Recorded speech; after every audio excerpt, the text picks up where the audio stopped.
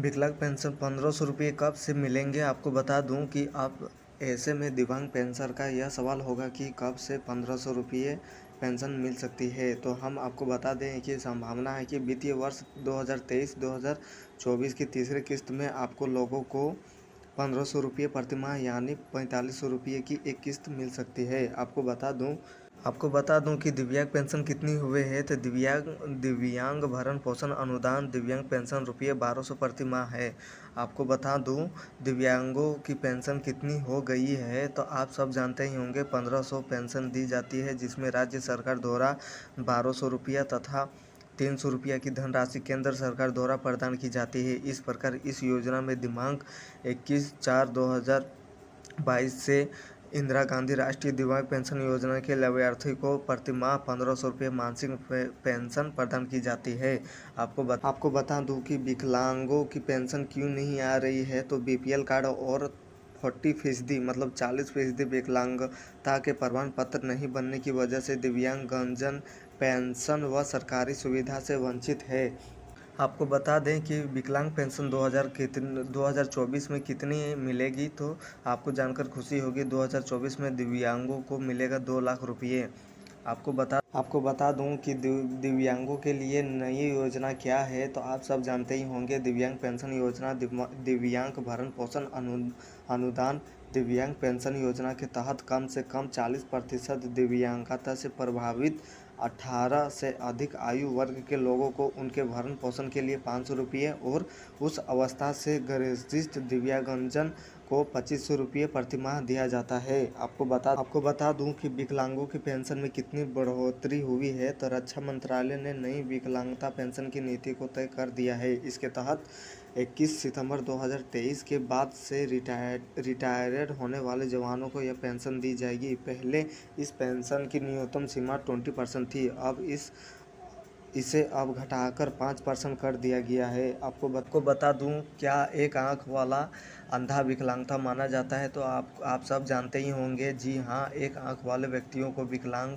माना जाता है और वे विकलांगता प्रमाण पत्र के जरिए आवेदन कर सकते हैं। इसमें कोई समस्या नहीं है। आपको बता दूं कि भारत में विकलांग पेंशन कितनी है। तो आप सब जानते ही होंगे, प्रत्येक व्यक्ति को देय पेंशन 40% से 70% विकलांगता वाले व्यक्तियों को 1000 प्रति माह और रुपये और 70% से अधिक विकलांगता वाले व्यक्तियों को 2000 प्रति माह मिलते हैं। आपको बता दूं कि क्या विकलांग बेटे को पारिवारिक पेंशन मिल सकती है। तो आप सबको बता दूं, अगर बच्चा अवश्यक या विकलांग है तो पेंशन गार्जियन यानी अभिभावक को दिया जाएगा। वयस्क होने के बाद ही बच्चे को फैमिली पेंशन दिया जाएगा। अगर बच्चा फैमिली पेंशन वाले को पात्र नहीं है तो विधवा की मृत्यु या फिर से शादी होने तक उसे पेंशन मिलता रहेगा।